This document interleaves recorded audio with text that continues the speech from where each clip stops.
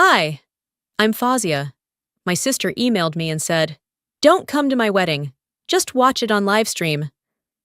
No phone call, no explanation, just a link, like I was a distant cousin, not the one paying for the entire thing. But that wasn't the worst part.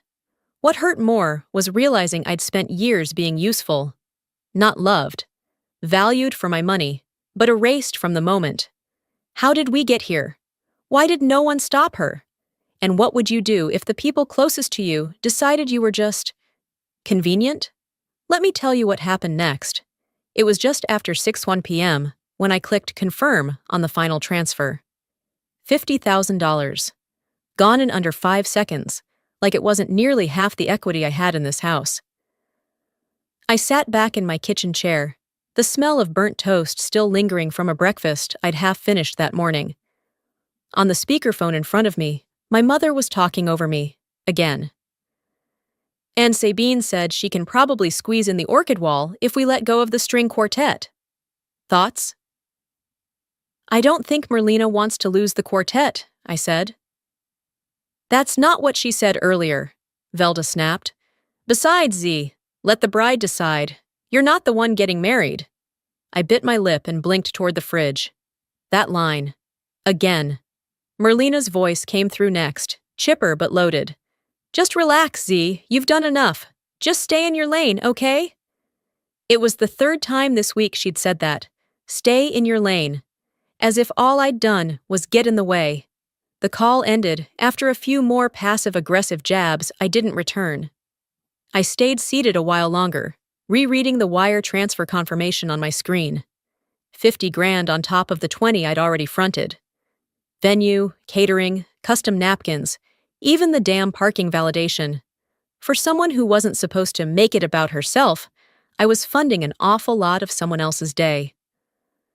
Later that evening, I was curled on the couch, flipping absently through my iPad, when the family group chat buzzed. Merlina had shared a folder of photos from last weekend's brunch shoot, something Sabine insisted on for their wedding website. The album had 17 pictures. In 2, I was visible. In 1, I was blurry in the background, pouring champagne. In another, I was cut off mid-shoulder, like a ghost behind Merlina's silk jumpsuit. I zoomed in on that one. Not even a shadow of my face. Just a suggestion of me.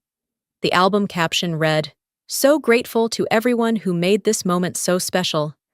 I stared at the screen a full minute. Then came a ping. A text from Sabine.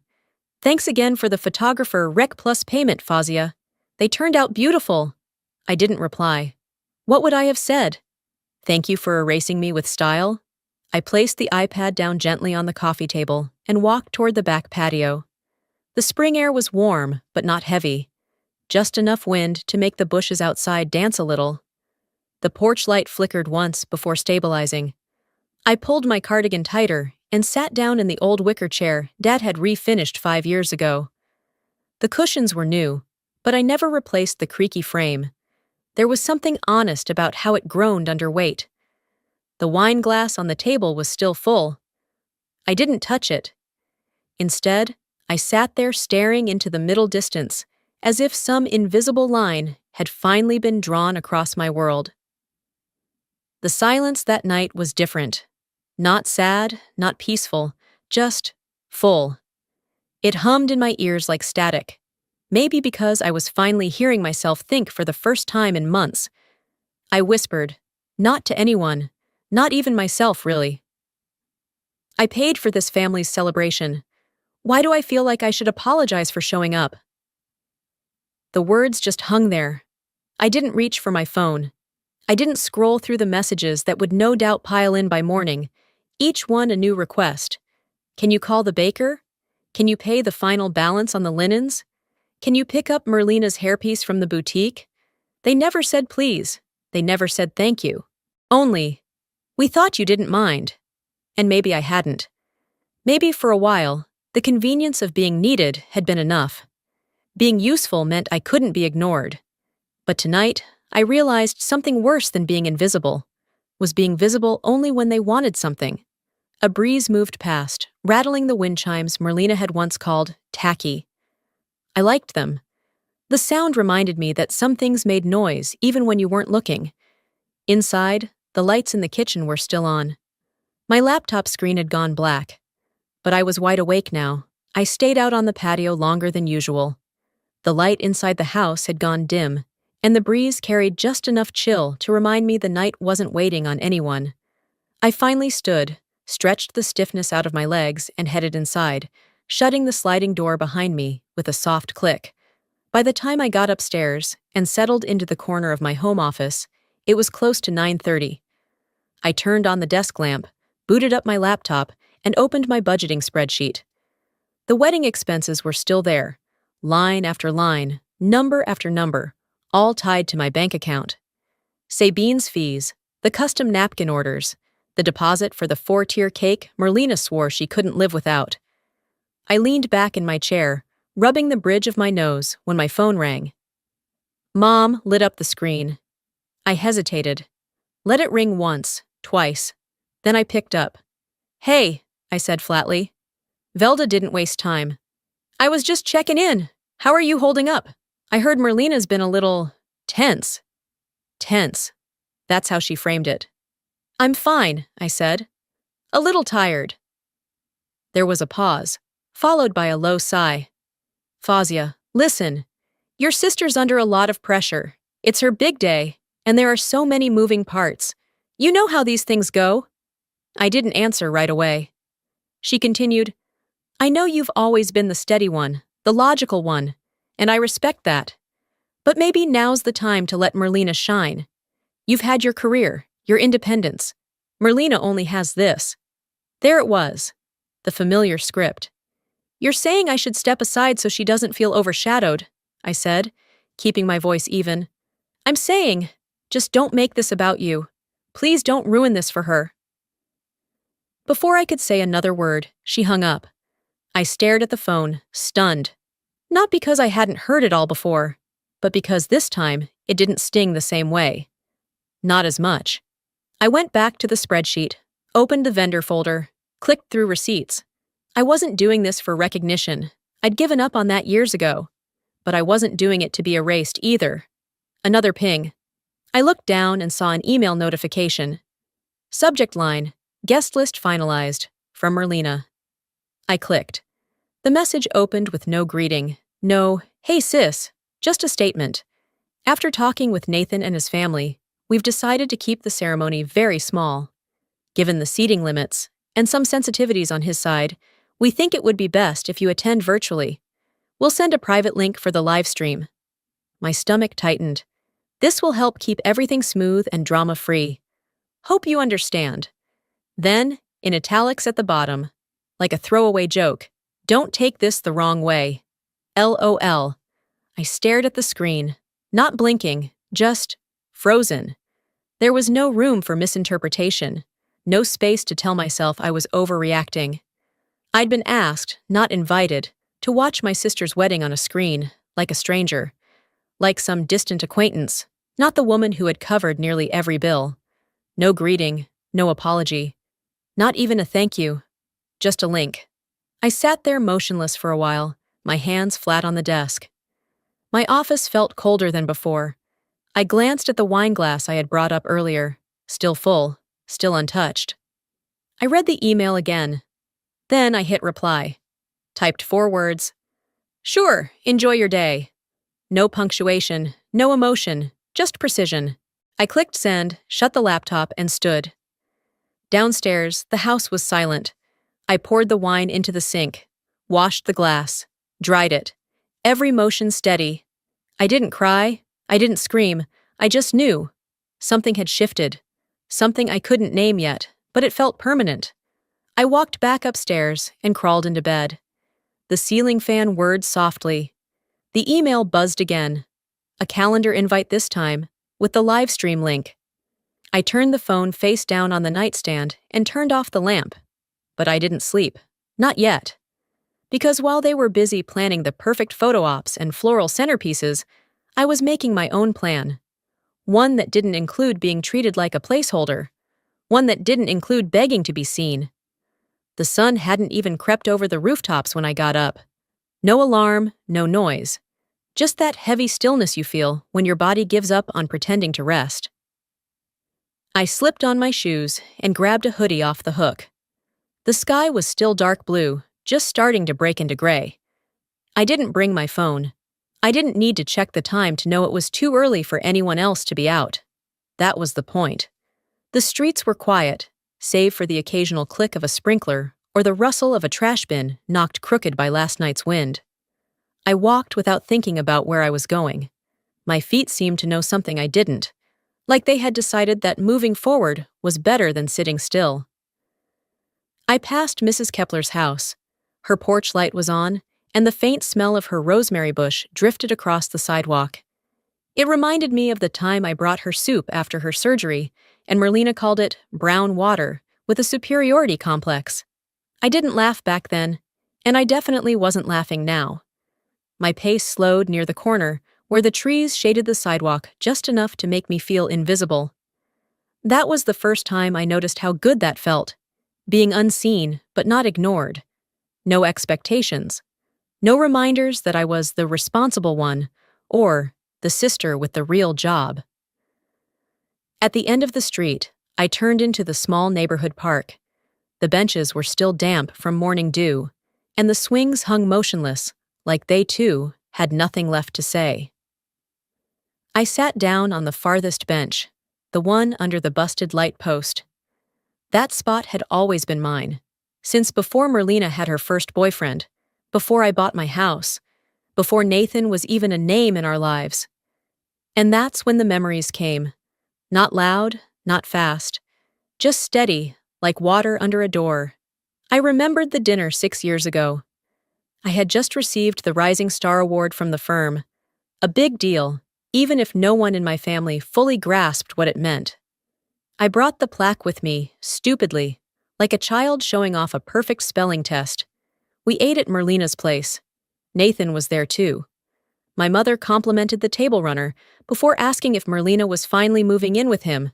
I had smiled then, nodded, told myself they didn't mean it that way, that it was just a timing thing, that they just didn't know how to express pride, that maybe Merlina needed the spotlight more. I told myself a lot of things. Sitting on that bench now, I didn't feel angry.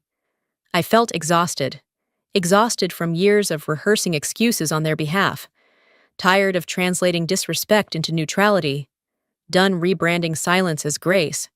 There was one moment, though, that kept coming back to me, clearer than the rest. I pulled out my phone and scrolled through the old voice messages. There it was, from last winter. The day after I told Mom I was thinking of starting my own practice. She had called me back late that night. I had saved the message. I pressed play. Her voice was softer than usual, maybe tired, maybe just trying to sound kind. Z, I know you're going through a lot, but you've always been the steady one. I'm proud of you, I am. It's just, I only really have hope left in your sister. She's our last shot at a normal family, you know? Click. I sat there holding the phone like it had gained weight in my hand. I didn't cry. I'd cried the first time I heard it, then again the next 10 times. I used to replay it when I needed motivation, when I felt weak and wanted to remember why I had to push harder, why I had to be okay with not being enough, but not this time.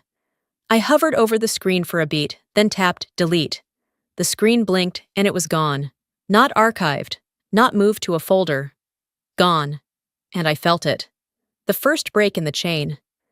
I leaned back against the bench, the wood cool through my sweater. A dog barked in the distance. Somewhere, a door slammed. The day was starting, but I wasn't racing to meet it. For once, I wasn't racing to prove anything. I had been the peacekeeper, the fixer, the one who smoothed out family drama like wrinkles on a cheap tablecloth.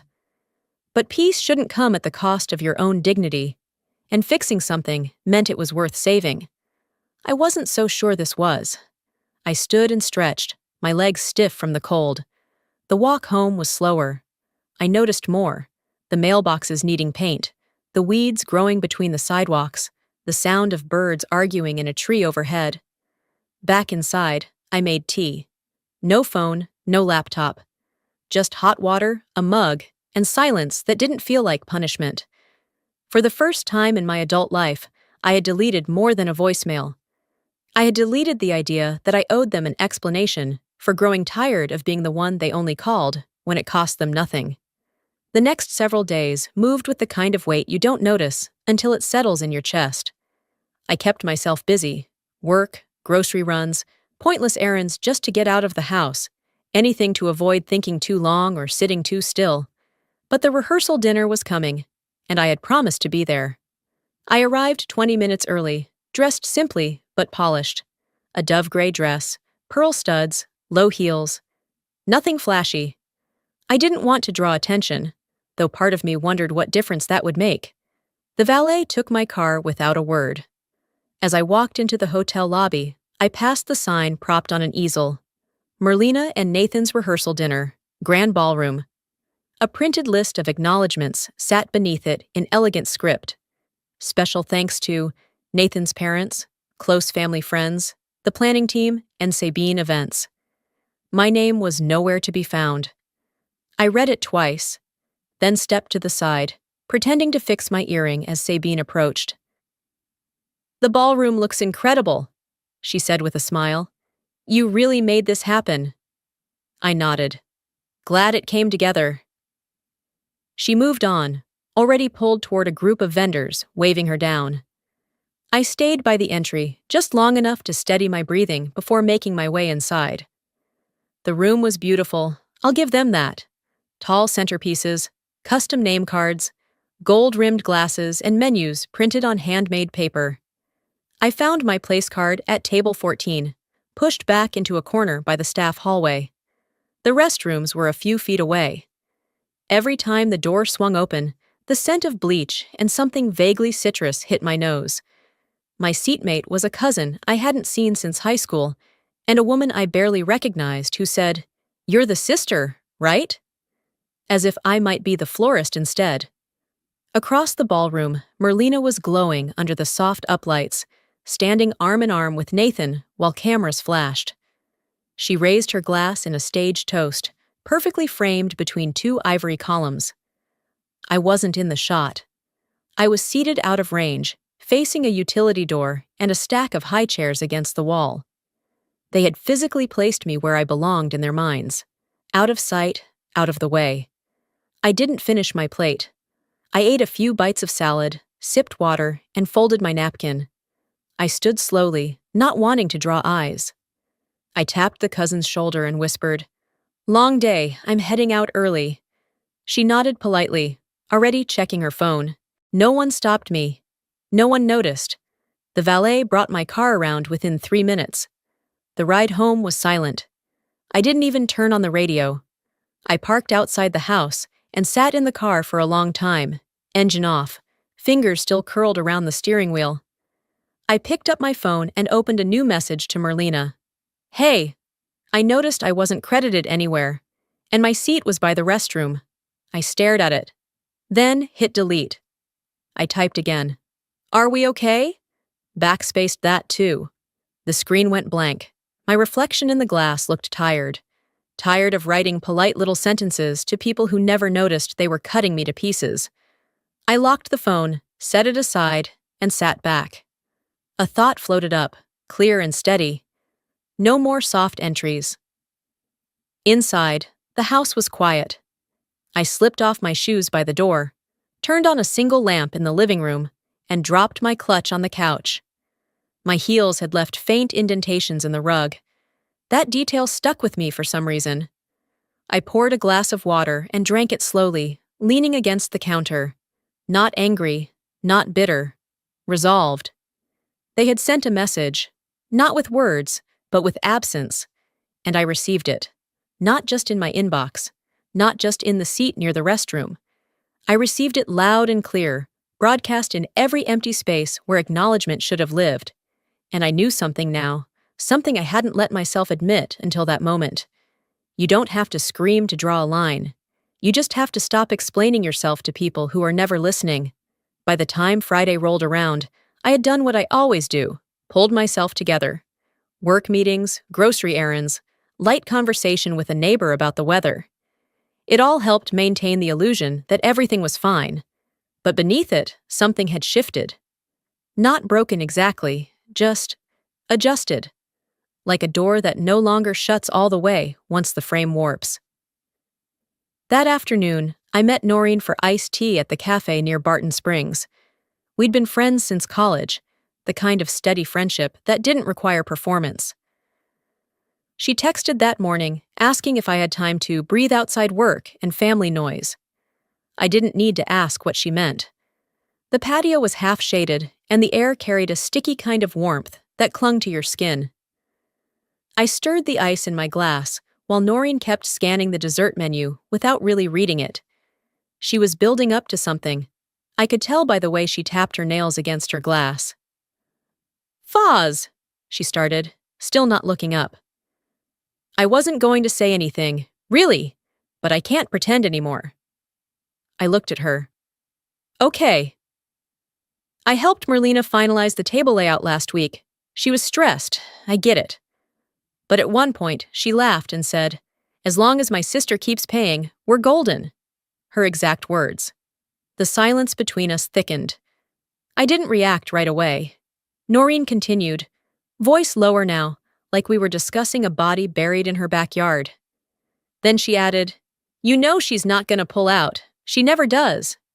And she laughed again, like it was a joke she'd told 100 times.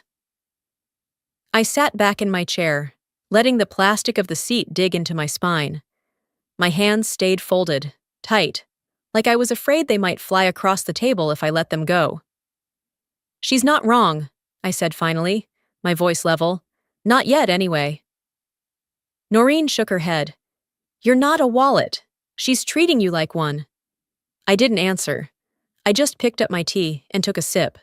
The glass was sweating, and the condensation had pooled beneath it like a slow leak.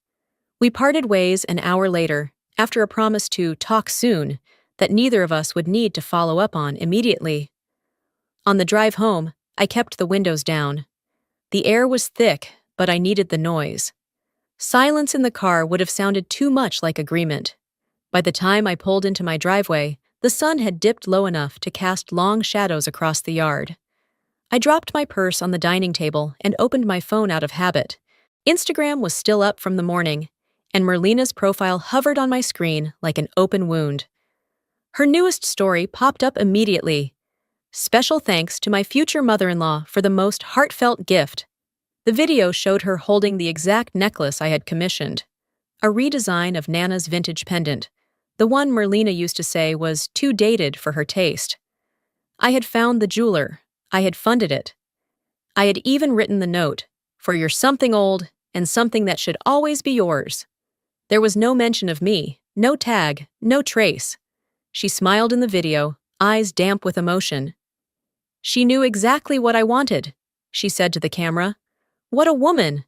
I sat down on the edge of the couch, the phone still glowing in my hand. The betrayal didn't come like a punch. It arrived like a headache you didn't realize was building until you couldn't see straight. I didn't text her. I didn't call. I walked to my office instead, pulled out my laptop, and opened the wedding folder I had created 6 months earlier.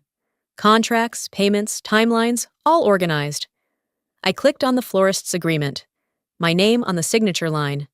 The decorator, also mine. I scrolled through PDFs, digital invoices, receipts paid in full. Each document carried a version of my name. F. Saleh.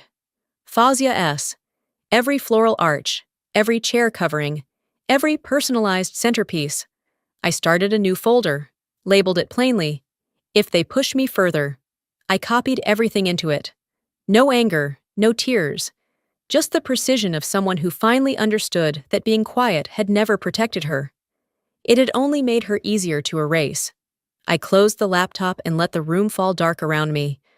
I was done reacting, done letting other people define how much was too much. They thought I wouldn't notice. They forgot I was the one who kept the receipts. I shut the laptop and sat in the dark for a long while, the glow from the hallway faintly outlining the doorway. There was nothing left to process, only decisions to carry out. My hands weren't shaking. That's how I knew I was past the point of reaction. What was coming next wasn't a moment of fury. It was intention. The following evening, I was expected at a cocktail reception hosted by Nathan's family. Another intimate gathering in a boutique venue downtown, filled with people I didn't know, smiling politely while keeping score. I had already chosen my dress weeks ago, a soft lavender number that felt understated and clean. I remember trying it on and thinking it struck the balance between elegant and invisible. Not too flashy, but still enough to say, I exist. I parked near the venue, gave my name at the door, and stepped inside. The air was cool, perfumed with roses and money. I was greeted by a hostess who handed me a name tag. No title, just Fazia. Within minutes, I noticed it. 3 members of the catering staff wore uniforms nearly identical to my dress. Same hue, same hemline, nearly the same neckline. A woman near the bar glanced at me, then nudged her friend and whispered something. Her friend laughed and said, "Didn't realize the servers were off the clock tonight." I didn't react. Not outwardly, but I caught Sabine's eye from across the room. She held the clipboard she was never without, scanning the space, assessing everything. When her eyes met mine, there was a pause. Not apology, recognition. I stayed for 20 minutes, maybe less.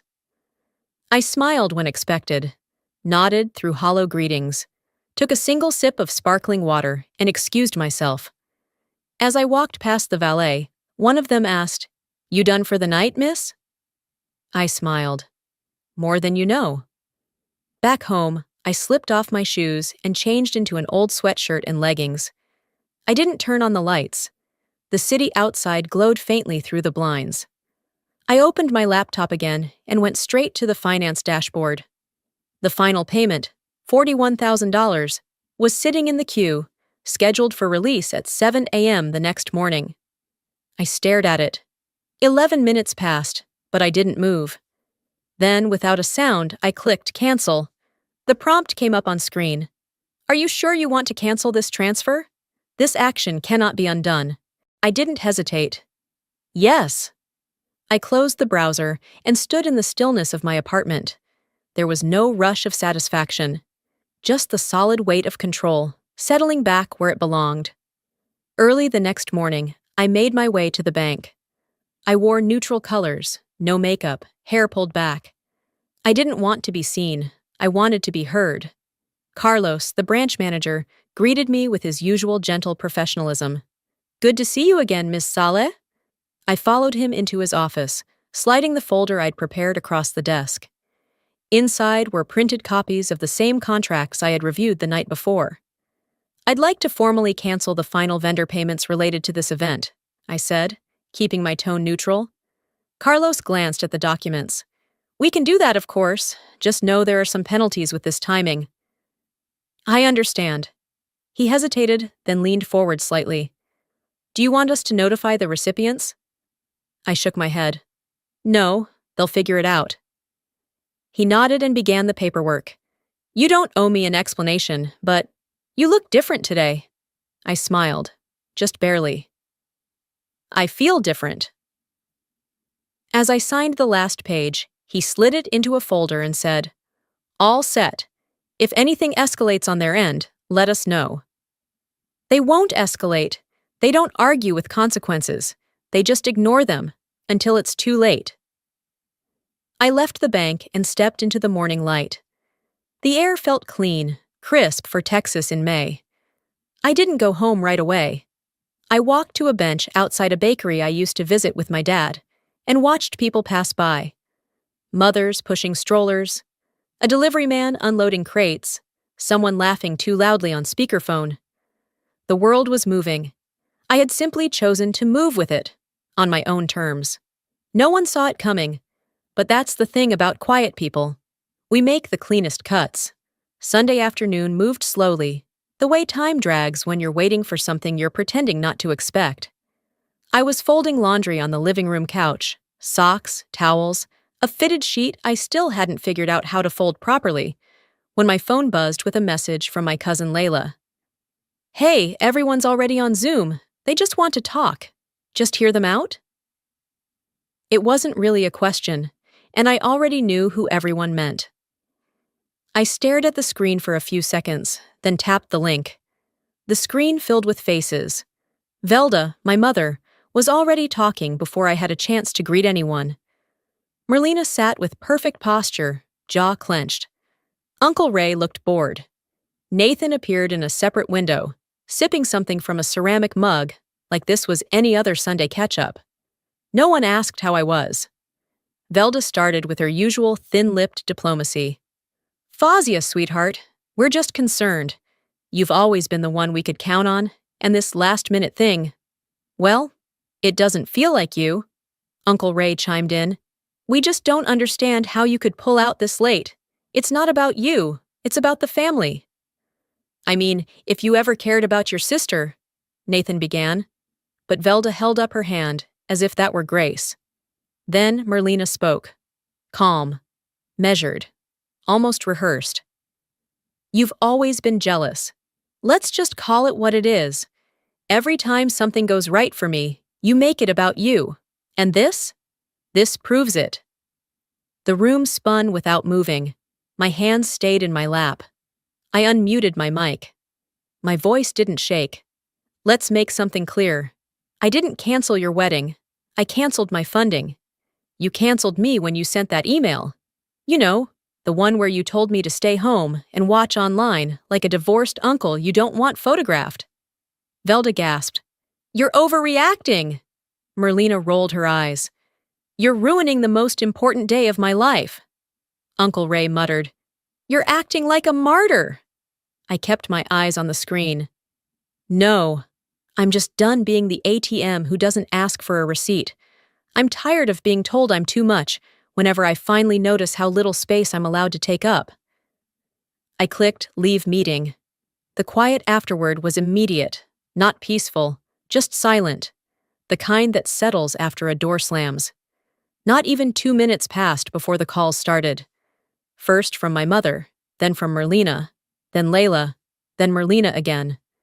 I let each one ring until it stopped. Then came the texts. "She's lost it. What the hell is wrong with her? Just fix it, Foz, for once in your life." I sat by the window, watching the sky go from peach to gray, then to a dusty purple that signaled the start of another warm night in Austin. My tea had gone cold, but I still held the mug, as if it gave me something to do with my hands. "They don't know me," I said aloud. And it was true. They didn't know the woman who no longer apologized for asking questions. The one who understood that blood doesn't excuse disrespect. That being the dependable one didn't mean I owed them my spine. They knew the version of me that stayed quiet to keep things smooth.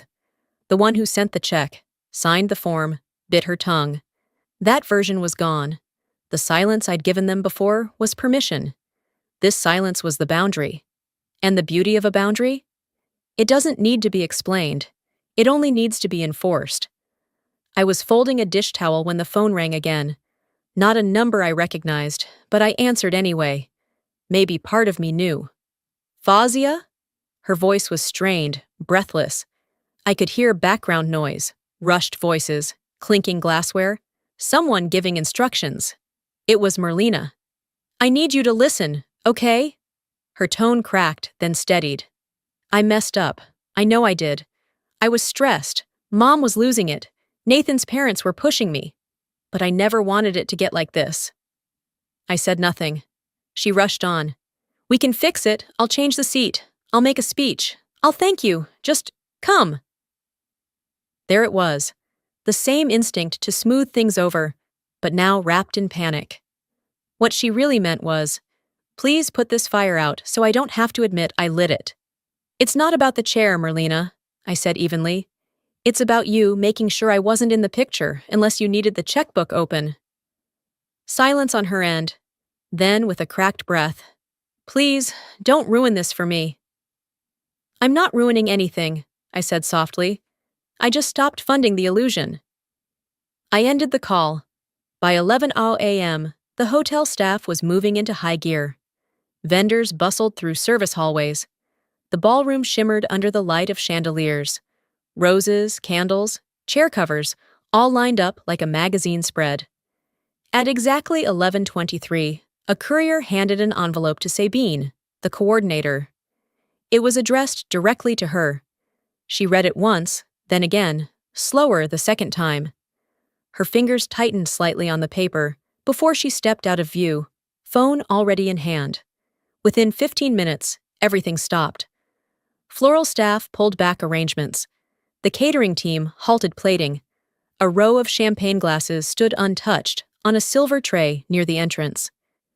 Nathan's father raised his voice, words I couldn't hear, but didn't need to. A woman gasped near the door. Someone knocked over a tray of dessert forks. Merlina, still in her robe with half her hair pinned up, collapsed into a chair in the bridal suite. Her mascara hadn't even been applied yet. The letter had been simple: legal withdrawal of funding, notification of contract cancellation due to breach of terms, an instruction to halt services tied to my name and payment. That's all it took. Back at my house, rain began to tap gently against the windows. Not heavy, just enough to cast a sheen across the street. I was wrapped in a blanket on the couch, a book unopened on my lap, and a mug of tea cooling beside me. I didn't check Instagram. I didn't scroll for updates. I didn't need to see the ripple effect. I had already lived the cause. The phone buzzed. Velda. I let it ring. Then another. Merlina. No name this time, just a heart emoji. I deleted it. None of this had been about revenge. Not really. This wasn't about payback. It was about ending the lie I had participated in for too long. The lie that pretending everything was fine would make it true. It hadn't. I pulled the blanket tighter around my shoulders and leaned into the quiet. There was grief, yes, but it wasn't for the wedding. It wasn't even for my sister. It was for the version of myself that had tried so hard, for so long, to earn a place she had already paid for. I had been their safety net, their second plan, their behind-the-scenes fixer. But what happens when the one holding it all together finally lets go? They wanted a perfect backdrop. They wanted a clean narrative. They wanted a stage. I left them the echo. The sky was overcast the morning I left Austin. A dull gray blanket pressed low across the horizon, but it didn't feel ominous. It felt right, unpolished, honest. I loaded my single suitcase into the trunk of my car, locked the front door behind me, and drove to the airport without saying goodbye to anyone. There were no texts to answer, no last-minute pleas. By the time my plane landed in Denver, the sun had pushed through. I took it as a quiet affirmation, not of triumph, but of movement. Something new. I checked into a small boutique hotel near Capitol Hill, one I'd chosen for its anonymity and modest charm. The woman at the front desk handed me a key card and said, "You're all set. Breakfast runs till 10, and there's a garden terrace if you need some air." I nodded, grateful for the lack of chatter. In the room, I unpacked slowly. A few clothes, my laptop, a book I'd been meaning to finish for months. I folded each item as if it mattered where it landed. There was something meditative about doing something just for myself. Later that evening, I sat on the balcony with a glass of white wine and a grilled salmon plate I'd ordered through room service. Across the courtyard, a couple laughed as they tried to light a cigarette against the wind. They couldn't have been older than 25. Everything about them felt light, unburdened. I didn't envy them. I didn't long to go back. I just observed them the way someone watches birds at a feeder, beautiful, fleeting, no obligation to join in. My phone buzzed once on the side table, a message from a former coworker, forwarding me a post from Merlina's now private Instagram. Sometimes the people closest to you are the ones who hurt you most, but family is everything, and love wins.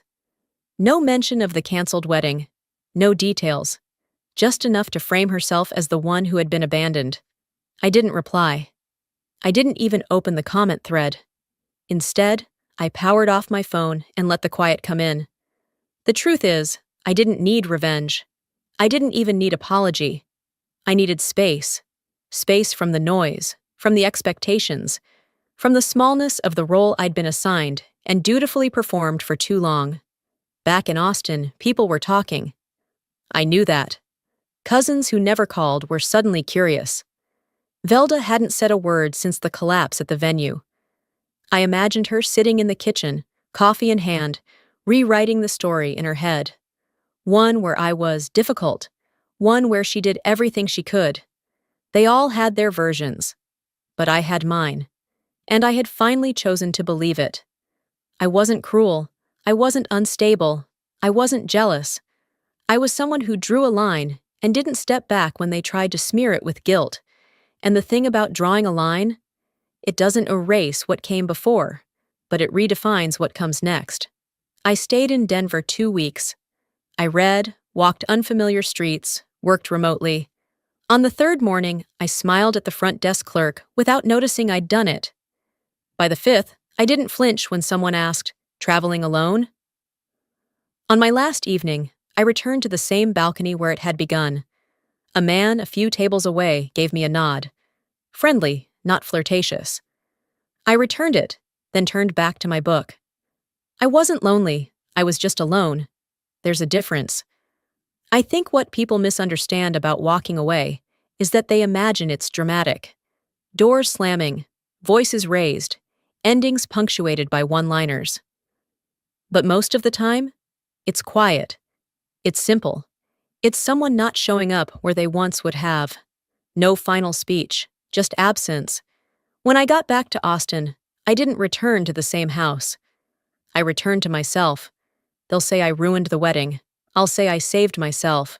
Sometimes, setting a boundary doesn't make you the villain. It makes you free. If there's one thing this entire experience has taught me, it's this. Silence might keep the peace, but it can also cost you your place. And the longer you allow yourself to be reduced, dismissed, or used, the more you forget you were ever whole to begin with. I didn't walk away from my family. I walked toward myself. To those of you watching, maybe you're the one holding everything together. Maybe you've spent years being the responsible one, the forgiving one, the one who just wants everyone to get along. But here's what I want you to know. Being dependable doesn't mean you owe people your dignity.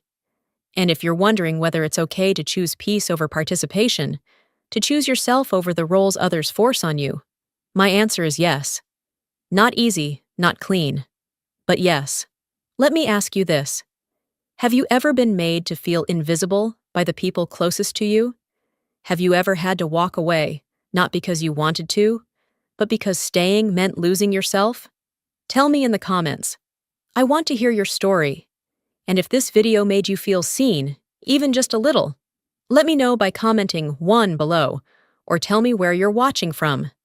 And if you didn't like it, that's okay too. Let me know what didn't sit right, and let's talk about it. We're not here to be perfect, we're here to be honest. If you'd like to hear more stories like this, real, raw, and rooted in what it means to be human, make sure to subscribe to this channel.